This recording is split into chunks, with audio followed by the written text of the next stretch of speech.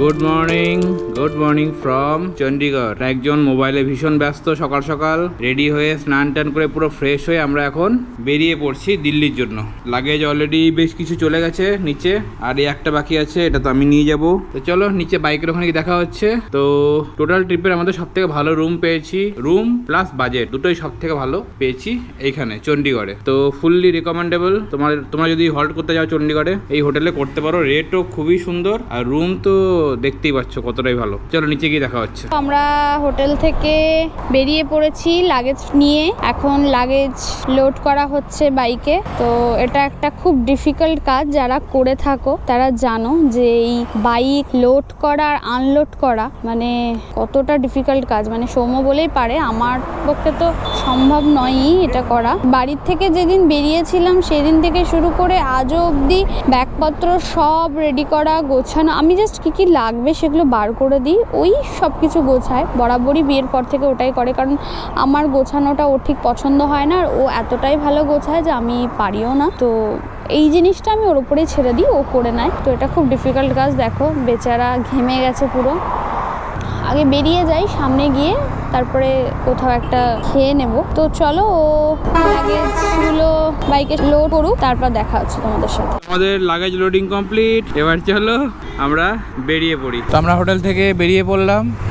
আমরা আমাদের যাত্রা শুরু করেছি ঠিকই, কিন্তু আকাশের অবস্থা খুবই খারাপ। জানি না আগে কী পাবো। অলরেডি হালকা হালকা বৃষ্টি শুরু হয়ে গেছে। রেনকোটটা পরলাম না কারণ প্রচণ্ড গরম, বৃষ্টি অলরেডি পড়ছে।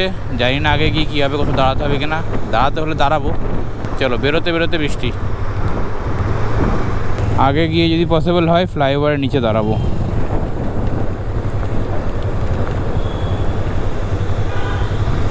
তো চলো একটু দাঁড়িয়ে নিই। তো এখানে দাঁড়ানোটাই বেটার, বৃষ্টি থেমে যাক একটু। তো এখন বাজলো 11:57, বৃষ্টি জাস্ট থেমেছে আর আমরা বেরিয়ে পড়েছি সঙ্গে সঙ্গে। এখন সামনে গিয়ে যদি বৃষ্টি পাই তাহলে জানি না কি করব। আপাতত তো বৃষ্টি নেই, দেখা যাক আগে কপালে গিয়ে কি আছে। এখান থেকে আমাদের ডান দিক নিতে হবে, আর ডান দিকে নিলেই আমরা ফ্লাইওভারের তলা থেকে বেরিয়ে পড়বো। আর বেরিয়ে পড়লেই জানি না বৃষ্টি পাবো না পাবো না। তো আমরা বেরিয়ে পড়েছি ডান দিকে চণ্ডীগড়ের উদ্দেশ্যে। বৃষ্টি এখনো পড়ছে হালকা হালকা, তো ক্যামেরাটা অফ করতে হবে, কিছু করার নেই। রাস্তা এখনো ভিজে আছে আর আমরা অনেকটা চলে এসেছি। বালা এখান থেকে মাত্র 12, কার্নাল 88, পানিপথ 116, দিল্লি 212। তো আমরা যেখানে থাকবো প্ল্যান করেছি সেই জায়গাটা মোটামুটি 200 কিলোমিটার এখান থেকে। এখন প্রচণ্ড বৃষ্টি পার করে এলাম। তার মধ্যে আমাদের লাঞ্চ হয়ে গেছে, ব্রেকফাস্ট করতে পারিনি বৃষ্টির জন্যই। আর লাঞ্চও করে নিয়েছি, কিন্তু এটা তোমাদের দেখাতে পারলাম না কারণ সেই সময় এত বৃষ্টি হচ্ছিল যে ক্যামেরা মোবাইল কিছু বার করতে পারিনি। আমরা আজকে আমাদের লাঞ্চে পনির মটর মশলা আর তার সঙ্গে তন্দুরি রুটি খেয়েছি। চলো টুকটুক করে দিল্লির দিকে এগিয়ে যাই। বৃষ্টির জন্য প্রচুর লেট হয়েছে, প্রচুর, কিছু করার নেই।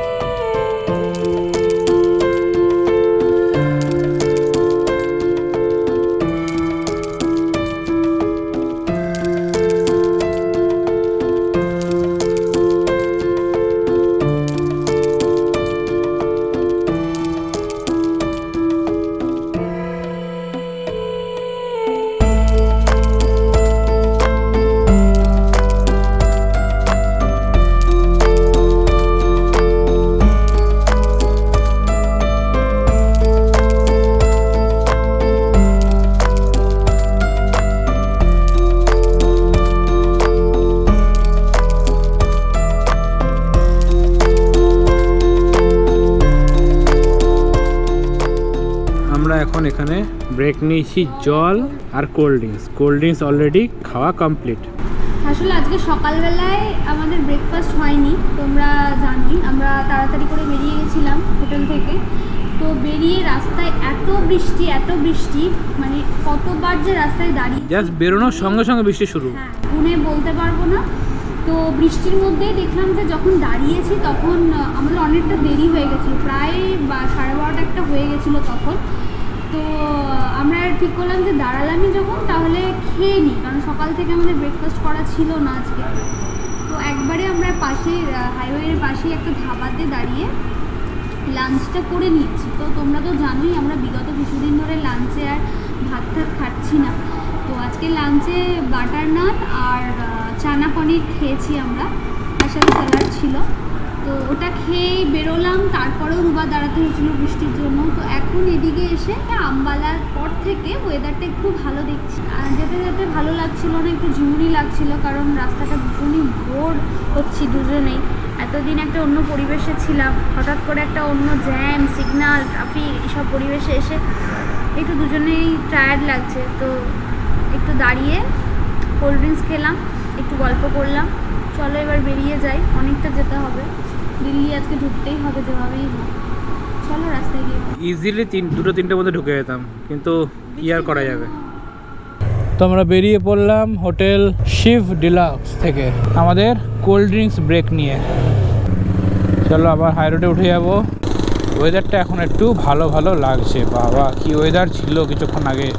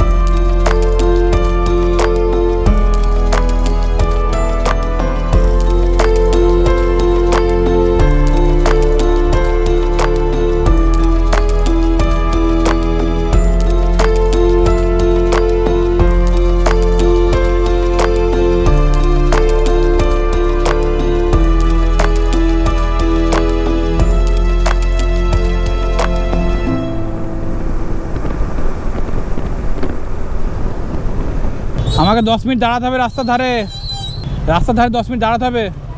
ইঞ্জিন ওভারহিট হয়ে গেছে। কী করবো তাই ভাবছি, আর মাত্র 2 কিলোমিটার যেতেও হবে। ইঞ্জিন মারাত্মক গরম হয়ে গেছে, পুরো এখানে ইন্ডিকেটার দিচ্ছে। আমার পা জ্বলছে পুরো। আগে ইঞ্জিনটাকে ঠান্ডা করি 10 মিনিট। সামনে সুন্দর একটা রাধাকৃষ্ণ মন্দির, আর আমি দাঁড়িয়েছি ইঞ্জিন ঠান্ডা করার জন্য। দেখো ওভারহিটে কী অবস্থা, গরম বেরোচ্ছে পুরো ইঞ্জিন থেকে। জানি না লিকুইডটা শেষ হয়ে গেল কিনা, কালকে সার্ভিসে তো দেবোই, তখন দেখতে পাবো। তো ফাইনালি আমরা নিয়ে নিয়েছি আমাদের রুম, লাগেজ ঢুকে গেছে অলরেডি, ড্রেস আমরা সব চেঞ্জ করে দিয়েছি, নিজেদেরকে আর দেখাবো না। দেখা লাগেজ এখনও আনপ্যাক করা হয়নি, আনলোড হয়ে গেছে। দেখলাম তোমাদের আগে একবার দেখিয়ে দিই। এই হচ্ছে রুম, তার সঙ্গে বাথরুম। তো মোটামুটি ভালোই পেয়েছি, তবে আমরা রুমটা কিন্তু নিয়েছি ওইও থেকে, তো খুব সস্তায় পেয়ে গেলাম রুমটা। মোটামুটি বেশ ভালোই, মাত্র 800 টাকায় পেয়ে গেছি আমরা রুমটা পার ডে। আমরা ফ্রেশ এখনো হইনি, আমি সৌম্যকে বললাম ফ্রেশ হওয়ার আগেই চলো ডিনারটা আগে করে আসি, কারণ এই হোটেলে রেস্টুরেন্ট নেই খাবারে, তো আমাদের খাবারের জন্য বাইরে যেতে হবে। এতটাই টায়ার্ড লাগছে আর এতটাই গরম লাগছে, মনে হচ্ছে যেন আগের কাজগুলো সেরে আসি, ডিনার ফিনার করে এসে একবারে ফ্রেশ হয়ে সোজা ডিরেক্ট বিছানায়। লিফটটা বেশ ভালো, আমার খুব ভালো লেগেছে। আমি মার্কেটে এসেই ফার্স্টে আমার যেটা আজকে প্রথম কাজ কেকের দোকানে আসা। কেকের দোকানে কেন আসা সবটা বলবো, আগে থেকে কিছু বলিনি কারণ তোমাদের কাছেও এটা একটা সারপ্রাইজ থাকলো। কেক কিনে আমি খাবার পার্সেল করতে এসেছি। এখানে এসে তো মানে আমি এত বিপদে পড়ে গেছি যে বলার না, কারণ হিন্দিটা বলা শিখেছি, বলতে পারছি, কিন্তু হিন্দি পড়বো কি করে? পুরো মেনু কার্ডটা দেখো হিন্দি। আমি ভাবলাম হয়তো ইংলিশে মেনু কার্ড পাবো, তো দেখো পিছনে তো কিছু নেই, সামনে সবই হিন্দিতে লেখা। যেহেতু আমরা দিনের বেলা রাইস খাই না, রাতের বেলায় রাইসটা খাই, তাই আমি অর্ডার করেছি 2 প্লেট প্লেন রাইস আর আলু মটর আর ডাল, কারণ এটা পুরোপুরি ভেজ রেস্টুরেন্ট, এখানে নন ভেজ কিছু পাওয়া যায় না। তো চলো আমাদের পার্সেলটা দিই, আমরা তারপরে রুমে যাচ্ছি, রুমে গিয়ে তোমাদের সাথে কথা হবে। হিমালয় রসোই, এখান থেকে আজকে আমরা আমাদের ডিনার পার্সেল করলাম। চলো এবার সোজা হোটেলের দিকে। পার্সেল নিয়ে রুমে চলে এসেছি, আর এই দেখো পুরো সাজিয়ে বসেছি। বলেছিলাম সাদা ভাত অর্ডার করেছিলাম, দাঁড়িয়ে থেকেই তরকারিটা আমি বানিয়ে নিয়ে এসেছি। আলু মটর ধনেপাতা দিয়ে পেঁয়াজ দিয়ে একটা তরকারি, এখানে কুচনো পেঁয়াজ আছে আর এখানে ডাল আছে, আর সাথে আছে ধনেপাতার চাটনি। তো চলো গরম গরম খাবারটা খেয়ে নিই। তো সৌম্যর জন্মদিন, তো রাত 12টা বাজতে আর 2 মিনিট বাকি। এই যে 11:58 বাজে, আমি কেক ক্যান্ডেল সব জ্বালিয়ে রেডি করে দিয়েছি। এই হচ্ছে বার্থডে বয়ের কেক। তো বার্থডে বয় এখন ঘুমাচ্ছে, তো চলো বার্থডে বয়কে ডাকি। 11:59 বাজে আর 1 মিনিট দেরি আছে, তো ডাকতে ডাকতে ও উঠে যাবে। চলো এবার ডাকি, তার আগে একটা বার্থডে সং ওর জন্য সিলেক্ট করতে হবে। সোমো হ্যাপি বার্থডে, হ্যাপি বার্থডে। ওঠো ওঠো ওঠো ওঠো ওঠো, দেখো দেখো দেখো কি তোমার সামনে, দেখো দেখো দেখো, ওঠো ওঠো ওঠো।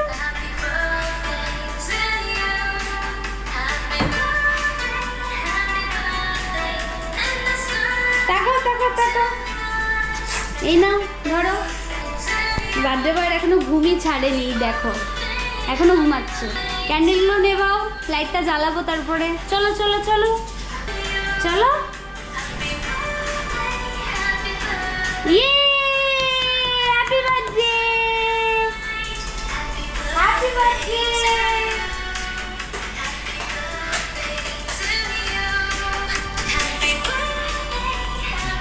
Happy birthday to you, happy birthday to you, happy birthday dear Shomo, happy birthday to you, happy birthday.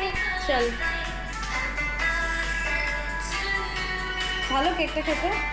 তো এই ছিল আজকে রাত 12টার সেলিব্রেশন। তো বলুন এবার আপনার কেমন লাগলো ঘুম থেকে উঠে কেক কেটে কেক খেতে? ঘুমিয়ে গেছিলাম, আমার মনেই নেই। মনেই নেই? ঘুমিয়ে গেছিলে? কিন্তু এখনো ঘুমাচ্ছ। কেকটা ভালো। আমি যেটুকু পেরেছি সেটুকুই অ্যারেঞ্জ করেছি, দেখা যাক কালকে কি করতে পারি ওর জন্য। তো আজকের মতন ব্লগটাকে এখানেই শেষ করছি, দেখা হচ্ছে কালকে সকালবেলায়, মানে পরের এপিসোডে। যদি আজকে আমাদের সারাদিনের ভিডিওটা তোমাদের ভালো লেগে থাকে, একটা লাইক শেয়ার কমেন্ট আর সাবস্ক্রাইব তো অবশ্যই করে দিও। তো চলো আজকের জন্য টাটা, গুড নাইট।